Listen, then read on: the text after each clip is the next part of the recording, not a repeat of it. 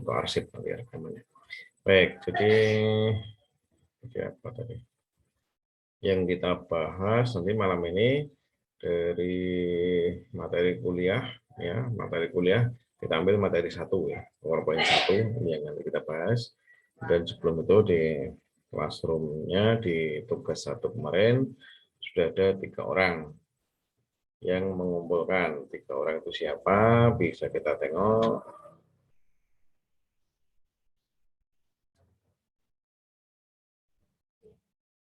Ya, sudah. Yang sudah, yang lain belum. Oke, baik. Saya langsung saja hemat waktu karena sudah malam. Jadi yang kita bahas malam hari ini seputaran ini.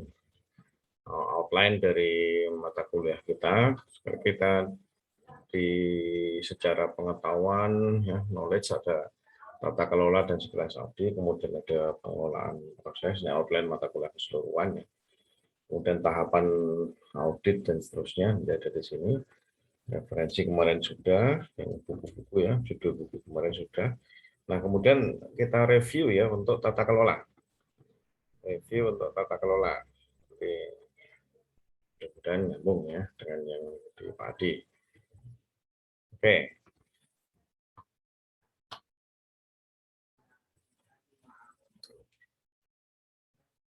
Kenapa sih tata kelola TI itu diperlukan? Tata kelola TI diperlukan yang utama karena dari waktu ke waktu bahwa peranan dan ekspektasi kita manusia atau organisasi terhadap TI itu semakin hari semakin meningkat. Jadi kebutuhan terhadap TI itu semakin meningkat dan intensitasnya juga tinggi. Dan karena intensitasnya meningkat, perlu pengelolaan TI yang matang, nggak bisa sembarangan. Kemudian, nah pengelolaan TI itu menjadi bagian atau menjadi bagian dari kehidupan dari tata kelola perusahaan atau tata kelola organisasi. Tata kelola perusahaan, tata kelola organisasi itu secara istilah kadang disebut dengan ini corporate governance. Nah, terkait dengan 3 hal ini bahwa peranan dan ekspektasi TI semakin meningkat, karena meningkat perlu pengelolaan yang matang, bahwa pengelolaan TI itu menjadi bagian dari tata kelola perusahaan. Nah, kita masuk di sini sehingga perlu tata kelola IT, TI atau IT governance. Nah, itu kenapa perlu tata kelola. Terus, what is IT governance? What is tata kelola? Kalau secara istilah boleh ya di sini. Jadi struktur hubungan dan proses untuk mengarahkan dan mengontrol perusahaan atau mengontrol organisasi. Apa tujuannya? Apa targetnya? Targetnya di sini adalah untuk mengontrol ini pencapaian tujuan bisnis goals, tujuan bisnis atau bisnis goals atau target perusahaan. Ya kalau mau lebih nyata lagi, lebih real lagi, yang namanya orang punya perusahaan itu tujuannya tentu salah satunya adalah goals-nya adalah keuntungan. Jadi kalau kita biasa ngomong apa OOD, ujung-ujungnya duit gitu kan. Ke sana sebenarnya arahnya itu. Sehingga untuk mengendalikan agar keuntungan ini selalu meningkat, maka diperlukanlah IT governance tersebut. Nah, kemudian dalam perjalanan nanti bahwa dengan IT governance, tata kelola ini gunanya untuk apa? Untuk memastikan bahwa proses yang ada di dalam perjalanan organisasi itu didukung oleh sumber daya TI, sumber daya IT yang dimiliki oleh perusahaan. Dan sampai prosesnya berjalan ke utara, IT-nya berjalan ke selatan, ini nggak nyambung. Jadi supaya TI benar-benar terkendali gitu. Belanja TI, belanja perlengkapan itu juga seiring dengan kebutuhan. Jangan sampai rencana belanjanya tidak sesuai dengan kebutuhan di organisasi. Oke, dan nanti ada muncul istilah ini kontrol internal kontrol pengendalian. Apa itu? Itu proses yang terkait dengan pihak manajemen untuk memastikan proses yang semestinya. Nah, untuk mengendalikan, untuk mengontrol proses yang semestinya, ini secara apa ya, pemeriksaan itu disebut dengan audit nantinya. Audit, yakni menilai kepatutan atau kepatuhan. Kadang disebut dengan kepatutan, kadang disebut dengan kepatuhan. Jadi patuh. Patuh terhadap apa? Patuh terhadap rencana, patuh terhadap peraturan, patuh terhadap rule organisasi dan sebagainya. Jangan sampai perjalanan komponen dari organisasi, komponen perusahaan atau karyawan atau juga pimpinan jangan sampai melenceng dari roda organisasi. Ini unsur manajemennya kuat ya. Ketika kita ngomong tata kelola, ngomong audit, itu memang yang muncul sebenarnya sisinya adalah bukan sisi teknologi, tetapi sisi manajemen. Bahkan kalau kita ngomong audit, memang sebenarnya arahnya kalau audit itu ada kaitannya dengan accounting, yang lebih kuat nanti. Nah, accounting kita tidak bisa bicara, saya juga nggak bisa ngomong banyak. Oke, masuk ke audit. Prinsipnya audit itu sebuah proses, ya. Sebuah proses yang sistematis, yang objektif. Untuk apa? Untuk memperoleh, mengevaluasi bukti-bukti tindakan yang ada nilai ekonominya. Nah, jadi kita memperoleh, mengevaluasi bukti-bukti. Jadi kita mencari sesuatu, apakah tindakan-tindakan ini sudah dilakukan, apakah rencana-rencana yang sudah dibuat itu sudah dilakukan dan sebagainya. Kemudian, nah kenapa kok tindakan ekonomi ya? Sebenarnya ujung-ujungnya sebenarnya karena ini kontrolnya adalah kontrol proses, sementara proses IT itu ujung-ujungnya adalah untuk mengendalikan keuntungannya. Maka ini kata-kata ini tidak bisa dihindari. Nah nantinya hasilnya dikomunikasikan kepada pihak-pihak terkait dengan materi audit tersebut, ya mungkin kepada pimpinan, mungkin kepada pihak eksternal bisa jadi, atau mungkin dikomunikasikan dengan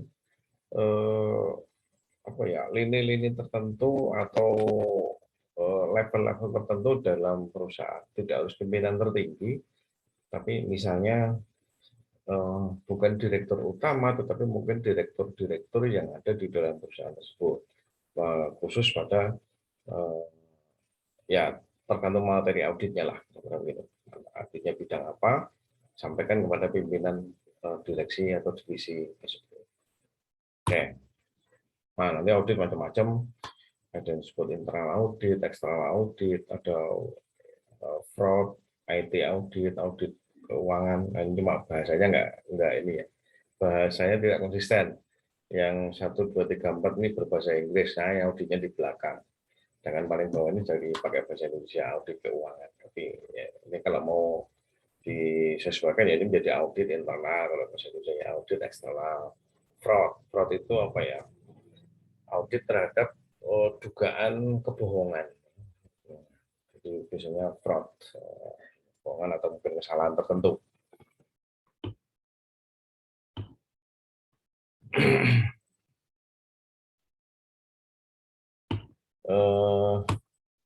Basicnya kalau kita ngomong internal audit sebenarnya adalah bahwa sebuah proses audit yang dilaksanakan di dalam organisasi. Jadi pelakunya adalah orang dalam, internal auditor, tidak dilakukan oleh orang lain.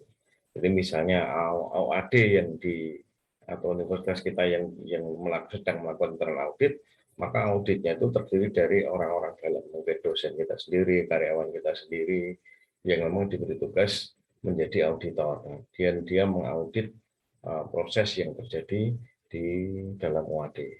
Nah, kalau OAD yang sering tiap semester sekali itu ada audit internal atau kita menyebutnya AMI, audit mutu internal setiap semester, tapi yang diaudit bukan IT kalau diaudit.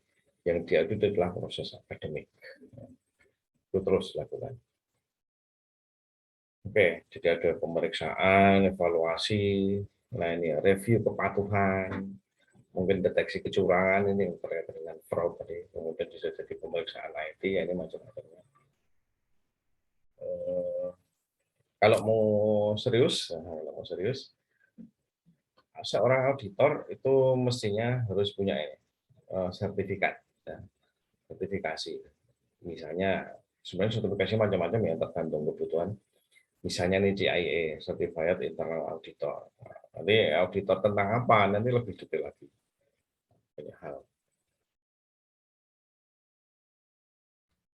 Oke, proses audit nanti ada pedomannya, ada kalau sertifikasinya CIA, kemudian pedomannya ini ada ini IIA, Institute of Internal Auditor, tapi banyak hal ya. Kayak saya misalnya saya punya sertifikat internal auditor dari lembaga namanya BSI, British Certification International. Oke, itu internal audit, kemudian ada external audit, ada sertifikasinya juga. Kalau di Indonesia untuk urusan akuntansi, akunting, ini ada yang namanya uh, akuntan publik, misalnya gitu. Standar dan sertifikasinya juga ada ditentukan. Nah, ini yang fraud audit tadi ya. Fraud audit menyelidiki dugaan anomali, dugaan adanya penyimpangan. Yang namanya penyimpangan itu mungkin kebohongan, gitu ya. Datanya kok mencurigakan dan sebagainya. Ini nah, dilakukan fraud audit. Nanti kita bisa fraud audit biasanya kemudian nanti yang diaudit mungkin datanya diekspor. Jadi misalnya data yang tersimpan di server kita clone, kita duplikasi. Nah, hasil duplikasinya kemudian dilakukan proses fraud audit. Tidak hanya data di server, tapi bisa jadi mungkin data-data manual, misalnya kumpulan apa ya, kalau yang dicurigai adalah anomali bidang keuangan, ya nanti nota-nota keuangan itu dikumpulkan. Misalnya gitu. Nah, ini karena ini dugaan anomali, ini auditornya itu mirip detektif, gitu ya. Mirip detektif, dia memang melakukan pemeriksaan, penyidikan, gitu. Jadi pola kerjanya, caranya begitu. Ada juga sertifikasinya, macam-macam. Kemudian audit SITI. SITI ini penilaian proses yang terkait dengan SITI ya, yang berjalan pada perusahaan dengan mengacu standar pengelolaan proses SITI. Nah, standarnya juga bermacam-macam, nanti bisa kita ikuti aturannya. Ada banyak framework lah, ada banyak kerangka kerja yang bisa kita jalani. Nah, fokusnya apa? Fokusnya pada proses dengan risiko tinggi terhadap aset perusahaan. Nah, ini udah ngomongnya aset perusahaan. Pokoknya audit itu yang larinya karena memperhatikan proses untuk pemenuhan kontrol internal. Jadi sekali lagi proses pemenuhan kepatuhan. Jangan sampai ada proses-proses yang di luar kendali. Jangan sampai aturan-aturan ada yang tidak terpenuhi. Sama dengan audit yang awal tadi, fungsinya adalah pengumpulan evaluasi bukti untuk menentukan apakah sistem informasi sumber daya terkait itu dapat ini. Nah, mengamankan harta, memelihara integritas data, menyediakan informasi yang dibutuhkan, kemudian sesuai dengan pemenuhan tujuan, bolak-balik seputaran ini targetnya, tujuannya. Audit SITI antara SI dan TI kadang-kadang sudah dipisahkan ya, memang karena terkait, makanya kita judul juga SITI. Tapi untuk TI, kalau misalnya di audit TI itu lebih mirip, lebih fokus ke arah penggunaan teknologi dan infrastrukturnya. Ya, memang kadang-kadang sekali lagi nggak bisa dipisahkan ya audit itu antara SITI. Dan ini dilakukan secara terintegrasi. Dapat sumber nanti bisa dirujuk. Nah, sasaran auditnya kalau kita melakukan audit SITI ini ada setidaknya 4 perkara. Mengamankan aset, memelihara integritas data, jangan sampai antara data, kalau kita belajar basis data itu kan kita punya view, dan jangan sampai antara view 1 dengan view 2 ini kok enggak selaras ya, enggak selaras. Misalnya kita ngomong data akademik lah, data KRS mahasiswa. misalnya. Jangan sampai misalnya mata kuliah kita audit sistem informasi ini dari sisi sistem informasi akademik pesertanya ini 28. Tapi kalau di classroom kok pesertanya menjadi lebih, menjadi 30-an. Nah, ini berarti ada something ya. Ada something. Misalnya seperti itu. Nah, ini salah satu bentuk contoh temuan awal. Loh, kenapa? Kenapa kok ada beda, ada selisih? Nah, ini harus diperiksa. Nah, pemeriksaannya itu nanti namanya lebih lanjut, lebih jauhnya adalah bisa dikatakan sebagai audit. Nah, ini bisa dikatakan bahwa data yang tidak konsisten itu bisa dikatakan bahwa data itu jadi tidak integritasnya lemah, integritasnya rendah. Nah, sekarang kalau kita lihat di sini, nah, kalau saya ngomong peserta di SIA ada 28, sementara di classroom ada lebih dari 28. Why? Kenapa? Oh, karena memang dikelola dengan proses pendaftaran yang terpisah. Di SIA melalui KRS, sementara kemudian kalau di classroom ini kan pendaftarannya kan terpisah dari SIA, terpisah dari portal, sehingga sangat mungkin. Nah, tinggal nanti, oh ternyata ada kelebihan sekian orang di classroom karena memang ada pendaftaran tambahan, ada juga mahasiswa yang tidak ikut dalam KRS, tetapi ternyata sudah minta izin, baik izin Kaprodi, izin ke dosen untuk ikut sebagai observer, sebagai pengamat, atau karena memang ada batasan tertentu, ada hal tertentu yang dia tidak memungkinkan masuk ke KRS, ya, tetapi dibutuhkan materi. Misalnya begitu. Nah, tapi ya itu secara garis besar saja, tapi lebih detail tapi tentu ada proses yang lebih detail. Oke, next. Tujuan organisasi secara efektif mencapai ke sana. Tujuannya apa nanti ya? Kalau detail apa namanya? Bukan detail. Ujung-ujungnya tadi keuntungan kan, keuntungan organisasi. Walaupun kalau semacam perguruan tinggi gitu ya, kayak Wadid memang kita nggak bisa langsung yang namanya tujuan organisasi jadi Wadid dapat keuntungan finansial besar, bukan, tidak bisa begitu. Tapi lain dengan perusahaan yang sifatnya enterprise yang memang betul-betul jualan, maka bisa dihitung keuntungan. Tapi kalau semacam Wadid tujuannya untuk pendidikan edukasi, tapi tentu cara menghitungnya menjadi berbeda. Nah, oke. Kemudian juga kesalahan yang lain adalah penggunaan sumber daya secara efisien. Apa maksudnya? Sumber daya itu kan macam-macam ya. Bisa sumber daya manusia, bisa sumber daya alat-alat, bisa listrik, bisa misalnya penggunaan internet dan sebagainya. Nah, jangan sampai itu ada inefisiensi, jangan sampai ada eh, pengeluaran yang berlebihan yang tidak semestinya. Nah, ini nanti ke arah sana. Oke.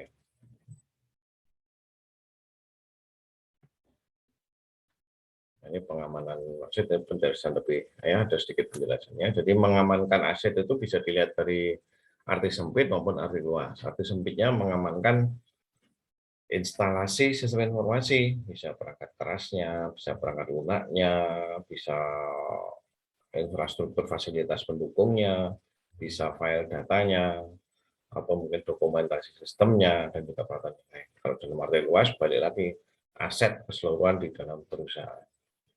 Nah, misalnya kok ada ini sistem informasi persediaan atau sistem informasi aset, maka ini targetnya tentu adalah untuk mengamankan aset yang ada di dalam perusahaan. Oke, menjaga integritas data ini. Nah, yang namanya data itu dikatakan integritasnya tinggi ya kalau ini bisa terpenuhi ini kelengkapan, sehat jujur, kemurnian, ketelitian.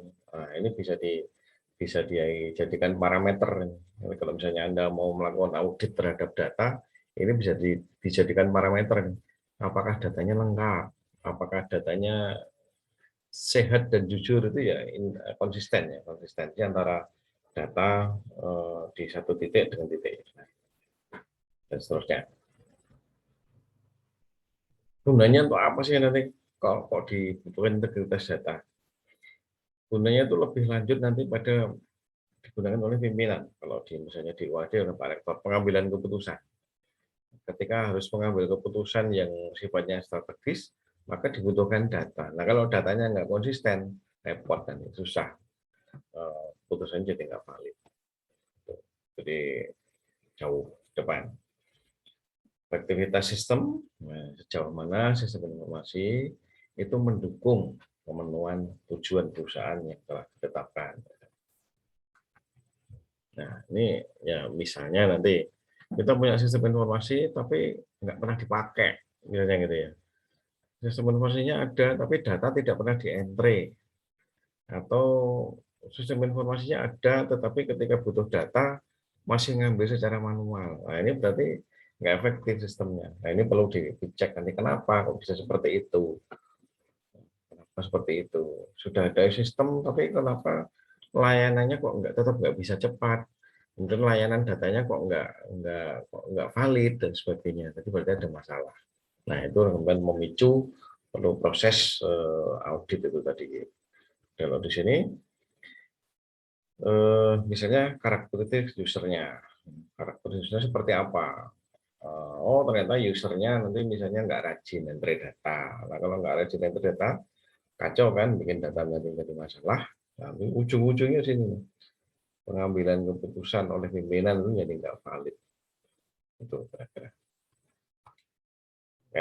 Lagi ujung-ujungnya misalnya lagi efisiensi sumber daya, penghematan, kan?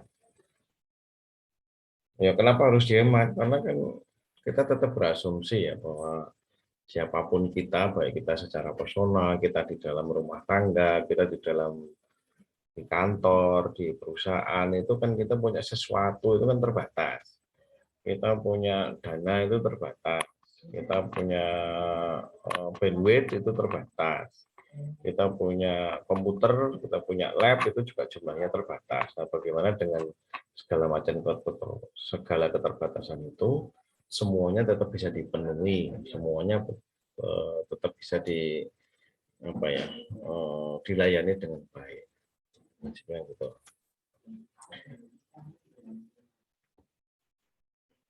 Tujuannya tadi sebenarnya juga sudah kita singgung-singgung, tapi prinsipnya adalah melaporkan ini yang kedua, melaporkan status pemenuhan terhadap standar-standar yang telah ditetapkan. Jadi standarnya seperti apa itu biasanya disepakati atau sudah dibuat aturan oleh organisasi secara internal. Nah, kemudian dari aturan-aturan standar yang sudah ditetapkan itu dipenuhi apa tidak. Kalau dipenuhi, kok prosesnya masih atau layanannya kok masih jelek, nanti dicek lagi kenapa. Oke, nah, ini definisi tata kelola yang ada di sini. Prinsipnya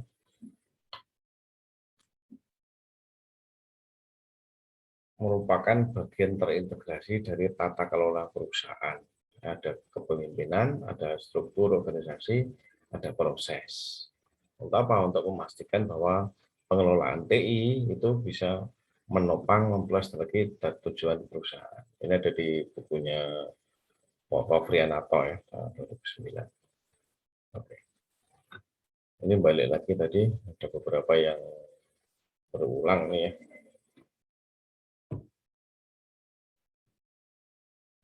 Nah, ini sekali lagi, ini balik. Kenapa kita perlu melakukan proses monitoring, audit? Ini kalau awal-awal dulu, mungkin pada dasar saya itu 10 tahun yang lalu, misalnya begitu, kita perangkat komputer itu belum menjadi sesuatu yang strategis, tapi sekedar sebagai pendukung. Misalnya, kalau dulu awal-awal komputer hanya digunakan sebagai pengganti mesin ketik, misalnya gitu ya. Nah, itu sebagai pendukung. Tapi kalau sekarang, tidak. Sekarang, kalau Anda dulu nggak ada komputer, masih bisa diketik pakai mesin ketik manual. Nah, itu namanya pendukung. Tapi kalau sekarang, nggak lagi. Komputer dengan segala macam aplikasinya, ada networknya, ada DBMS-nya, ada aplikasinya, ada datanya, semuanya terintegrasi untuk mendukung. Sehingga sudah menjadi bukan sekedar pendukung, tapi sudah menjadi bisa dibilang apa ya, punya peran yang strategis lah, ya. Strategis yang eh, kalau nggak ada IT sehingga organisasi nggak bisa jalan, misalnya gitu. Nah, nantinya perlu dilihat bahwa IT itu sebagai ini critical success factor ya. Jadi faktor kritis yang menentukan pencapaian tujuan dari perusahaan. Nah, kemudian harapannya adalah dengan berjalannya tata kelola IT yang baik, nah tujuannya membantu efisiensi, membantu efektivitas dalam apa pengembangan aplikasi teknologi dan pemenuhan kebutuhan informasi. Itu ujungnya nanti bisa pemenuhan kebutuhan informasi. Jangan sampai ada informasi yang tidak bisa disupport. Nah, ini dari beberapa perkara, 4 perkara tentang posisi TI. Posisi TI-nya adalah ini, lagi. Posisi TI itu kritis, kritis. Dalam keadaan yang sangat sangat kuat, sehingga perlu mendapat perhatian dari seluruh stakeholder yang terkait. Jadi tata kelolanya harus bagus, aturan mainnya harus bagus, tetapi jangan sampai aturan saja yang bagus, tapi sudah ada aturan bagus, perlu diikuti dengan pelaksanaan yang sempurna, yang sebaik-baiknya. Disitulah nanti peranan audit nanti dibutuhkan. Nah, oke. Ini nggak tahu sudah pernah dibahas belum oleh Pak Adi ya. Fokus utama tata kelola ini ada, kita lihat ini ada yang pertama ada strategik, penyelarasan strategis, fokus pada penyelarasan antara strategi bisnis dengan strategi IT. Strategi bisnis itu maksudnya strategi organisasi, strategi perusahaan dengan strateginya IT itu harus selaras. Nah, jangan sampai jalan satu kanan satu kiri. Oke, itu yang pertama. Dan yang kedua, value delivery. Value delivery itu apa ya?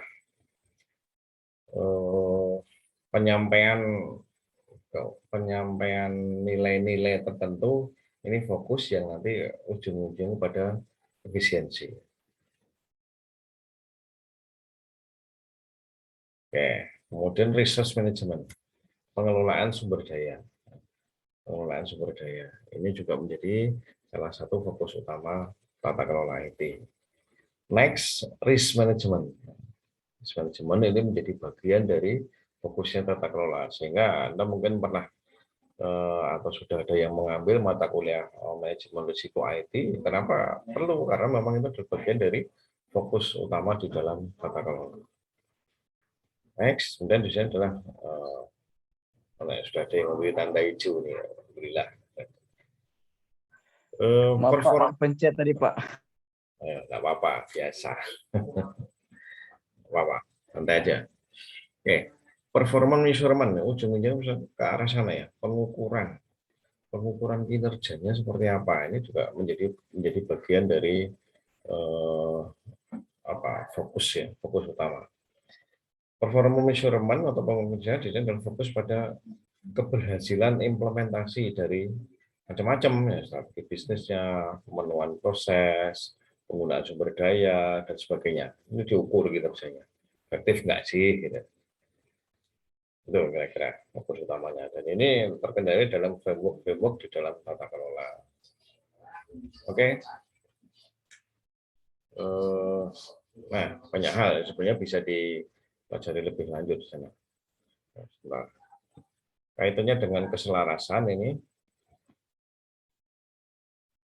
ya ini semuanya tetap bicara tentang keselarasan. Intinya di sini adalah bahwa antara organisasi dengan TIK itu harus betul-betul dijaga, jalan bareng, jangan sampai mempunyai arah yang berlainan, yang berbeda. Intinya adalah. Kemudian ini risk management, manajemen risiko, pengelolaan risiko. Risiko di sini terkait dengan sini. Kalau terkait dengan proyek, itu risikonya adalah mungkin overtime, over budget. Overtime itu maksudnya, waktunya molor, atau anggarannya molor.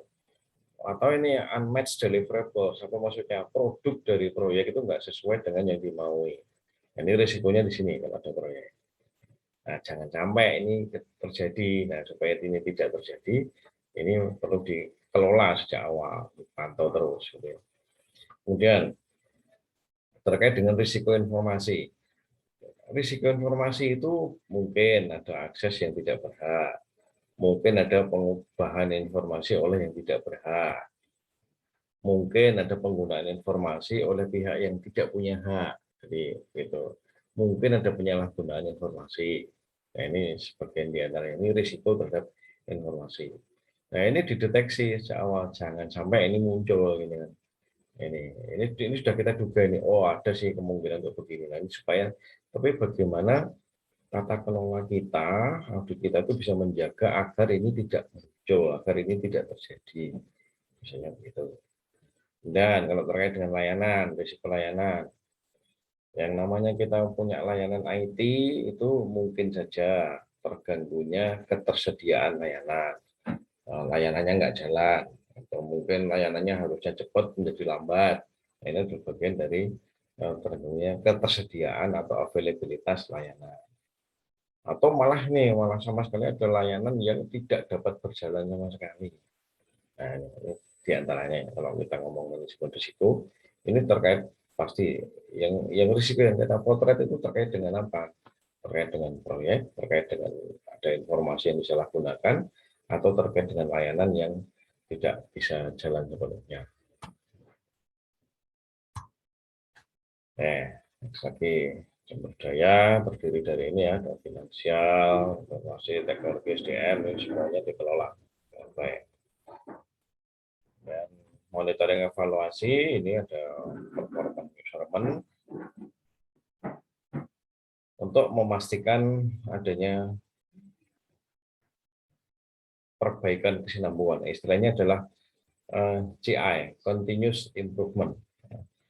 Kadang disebut dengan CI, Continuous Improvement, tapi juga kadang disebut ada S-nya, Continuous Service Improvement. Jadi layanan yang perbaikan berkesinambungan, jadi terus meningkat, ada peningkatan kualitas secara kontinu. Nah, ini gunanya untuk oke, next saja.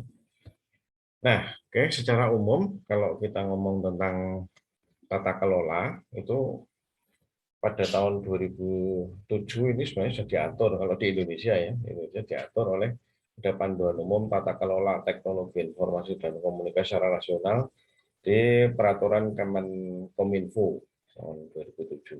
Nah, tapi itu sudah lewat ya 2007. Karena sudah upgrade. Sekarang ini secara umum kalau di pemerintahan, itu kita menggunakan polanya nanti SPBE. Nah, sebelum ke SPBE nanti kita akan pelajari framework yang secara internasional itu bisa diaplikasikan. SPBE itu apa? Sistem pemerintahan berbasis elektronik. Ini ada websitenya. Nah, sekarang ini tidak lagi dikendalikan oleh Kemenkominfo, tetapi dikendalikan oleh ini Kemenpan RB, Kementerian Pendayagunaan Aparatur Negara Reformasi Birokrasi. Ada websitenya SPBE.id. Sehingga nanti ini menjadi bagian yang juga insya Allah akan kita coba bahas ya tentang SPBE. Tapi jangan keliru ya, ada istilah SPBE yang lain. Ini juga SPBE nih. Pernah lihat nggak? Apa ini SPBE? Ya, bahan bakar LPG ini. Bukan ini ya, tapi yang tengah SPBE yang ini. Memang ini munculnya belakangan ya SPBE yang ini. Ini mungkin lebih dikenal duluan, walaupun yang kenal dengan istilah SPBE yang ini mungkin kalangan terbatas saja. Ini juga yang kenal terbatas, tetapi untuk dunia apa namanya pemerintahan, jadi organisasi pemerintahan, Pemda gitu, seluruh Indonesia sekarang sudah mengaplikasikan SPBE. Nah, cuman ada yang sudah taat, ada yang kualitasnya sudah baik, tapi juga ada yang sedang belajar di seluruh Indonesia, levelnya tidak sama, macam-macam. Nah, tapi lingkupnya nanti kira-kira seperti ini. Nanti kita update. Ini yang saya sajikan di sini masih berbasis yang ini Kominfo 2007, belum ke SPBE. Nanti SPBE kita bahas sendiri. Lingkup tata kelola bisa perencanaan sistem, manajemen belanja, realisasinya, pengoperasian, pemeliharaan sistem. Struktur tata kelolanya menurut panduan ya, dari bawah itu ada satuan pemilik proses bisnis, ini organisasi paling rendah. Ini paling rendah, kemudian sampai ke atas ini ada ada panduan-panduannya. Ini di setiap lembaga pemerintah ini mengikuti pola yang di sini. Secara nasional, ini ada sampai di secara nasional itu dulu ada namanya Dewan TIK Nasional. Nah, ini sekarang ini sedang dalam proses dikendalikan oleh Kemenpan RB dari perubahan. Dan framework tata kelola itu ada macam-macam ya, ada banyak. Ada COVID, ada ITIL, ada COVID ini secara umum nih luas ya penggunanya. COVID untuk ITIL ini berdiri sendiri, dia untuk manajemen untuk apa namanya layanan, manajemen layanan IT. Ini terkait ya ITIL ini sertifikasinya nanti menggunakan terkait dengan ini ISO 20000. Ini contoh. Kemudian ada lagi ISO 27000 ini terkait dengan keamanan dan security. Tapi keamanan bukan keamanan satpam ya, bukan petugas satpam yang di depan itu yang pakai seragam, tapi keamanan terkait dengan manajemen sistem. Jadi information management system. Jadi keamanan data, keamanan network, keamanan komputer, keamanan sistem informasi itu frameworknya kita bisa menggunakan ISO 27000 dan seterusnya banyak hal ya. Ini contoh-contoh. Dan terakhir tadi SPPE. SPPE sistem pemerintahan berbasis elektronik ini yang sekarang memang sedang apa ya sedang intens digunakan di seluruh Pemda di Indonesia, mulai dari seluruh kementerian sampai tingkat kecamatan, bahkan nanti larinya ke arah kantor desa, semuanya pasti akan menerapkan SPPE secara bertahap sesuai dengan tingkatan masing-masing. Kalau sampai di tingkat kabupaten, tingkat kota, banyak. Jogja itu sudah diaudit, nilainya baik, bagus untuk SPPE. Tapi di kabupaten lain, mungkin mohon maaf yang di daerah-daerah agak jauh dari pemerintahan, bisa jadi mungkin memang masih belajar. Oke. Antara framework satu dengan framework yang lain itu juga belum biasanya terkait ya. Jadi misalnya nih antara COVID, ISO, dan ITIL itu nggak ada kaitannya yang terkait, tapi bisa dipelajari. ITIL menjadi bagian dari COVID. Sedangkan ISO ini mengendalikan standarisasinya. Jadi antara satu dengan yang lain prinsipnya memang tidak terpisah sih, semuanya terkait. Oke, sedikit tentang COVID-nya. COVID. Nanti juga bisa pelajari dan kayaknya juga sudah dibahas oleh Pak Adi juga ya, tata kelola. Tapi ya enggak apa. Tapi ujung-ujungnya nanti kalau sertifikasinya di CISA nih, Certified Information System Auditor. Nah, nanti kalau Anda bisa punya sertifikasi CISA ini bagus sekali. Ada standar gaji tertentu yang bisa dipenuhi. Oke, lanjut saja ya. Nah, ini salah sebagian salah sebagian sertifikasi yang diselenggarakan oleh ISAKA. ISAKA itu Information System, lembaganya di sana. Kita bisa ngambil CISA, Anda bisa ngambil CISM, bisa ini, bisa ini.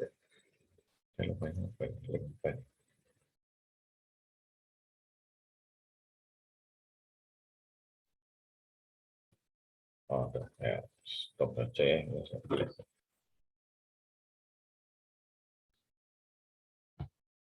Oke, nah contoh aja ini. Contoh. Kalau Anda punya CISA, punya sertifikasi CISA, yang artinya Anda mastering, Anda menguasai COVID, ya, menguasai COVID, Anda bisa menjadi auditor. Nah, kalau Anda punya CISA, ini Anda berhak untuk melakukan auditing secara internasional. Anda bisa mengaudit dimanapun, tidak terbatas Indonesia.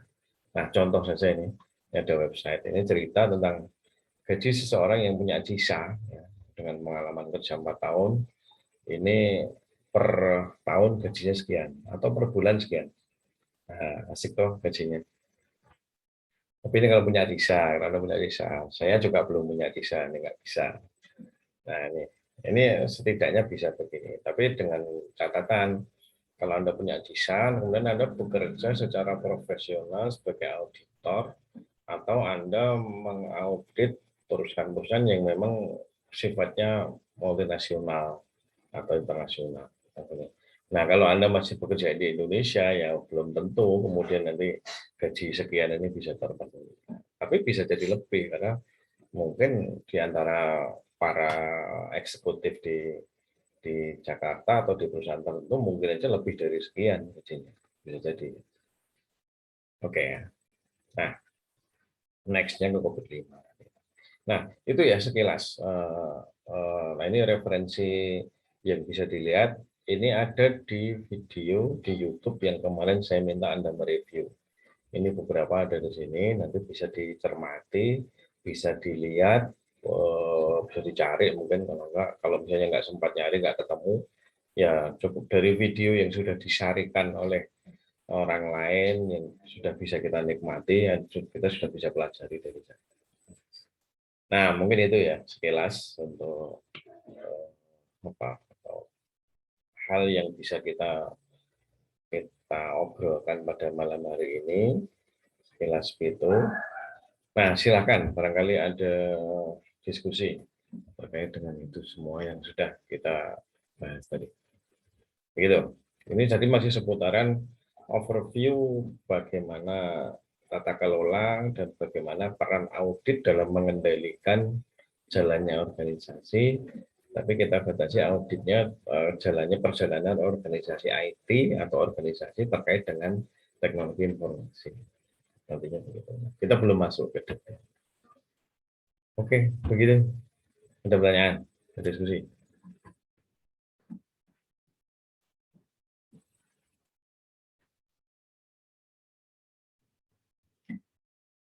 Belum ada. Dari yang sudah mereview video yang saya sajikan, ada yang mau bercerita?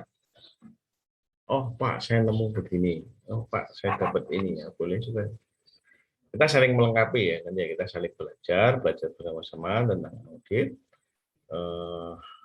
Ilmu bisa diperoleh dari manapun. Karena kadang-kadang saya mempelajari sesuatu yang sudah saya dapatkan tahun lalu misalnya. Tahun ini saya belum update, tapi tiba-tiba ketika mencari sesuatu, Anda browsing, Anda nemu sesuatu, gitu. Nemu sesuatu, misalnya ada hal yang baru. Nah, mari kita saling share, saling belajar bersama. Saya yakin kita bisa saling apa ya, saling mensuplai informasi. Kayak misalnya COVID gitu ya. COVID yang saya bawain nanti masih COVID yang versi 5. Versi 5 itu sudah dikuasainya juga lumayan harus cermat, banyak hal gitu ya. Dokumennya banyak sekali. Kita belum sempat menguasai, sudah muncul COVID yang baru. Sekarang COVID yang terbaru itu disebut dengan bukan versi 5 lagi, tapi disebut dengan COVID 2019. Nah, saya belum punya dokumennya. Kalau Anda bisanya punya, karena untuk mendapatkan dokumen yang resmi, dokumen yang valid, memang harus beli, ya. Tidak bisa hanya sekedar download gratisan, gitu. Tapi memang harus beli. Biasanya memang kita langsung beli di Isaka. Oke, saya kira begitu. Aman? Nggak ada pertanyaan? Oke, baik. Kalau nggak ada, saya kira itu dulu. Silakan nanti dicermati apa yang ada di dalam PowerPoint 1 dan juga kemudian Anda kombinasikan dengan video yang sudah saya minta Anda untuk mereview. Kemudian Anda buat ringkasan lah kira-kira isi video itu, dan juga Anda boleh kombinasikan dengan apa yang saya sampaikan barusan. Baik, saya kira begitu ya untuk malam hari ini untuk memulai proses belajar kita tentang audit, dan selanjutnya kalau memang tidak ada halangan kita lanjutkan perkuliahan kita di Selasa malam kayak gini supaya tidak balik tersebut. Baik, begitu ya saya kira. Kalau tidak ada pertanyaan, nggak ada diskusi, bisa kita akhiri kuliah pada malam hari ini dengan membaca hamdalah. Alhamdulillah. Alhamdulillahirabbil alamin. Nah, Maaf selamat. Pak, untuk kunci Kata kunci ya kata kuncinya apa Pak? pada hari ini adalah tata kelola IT.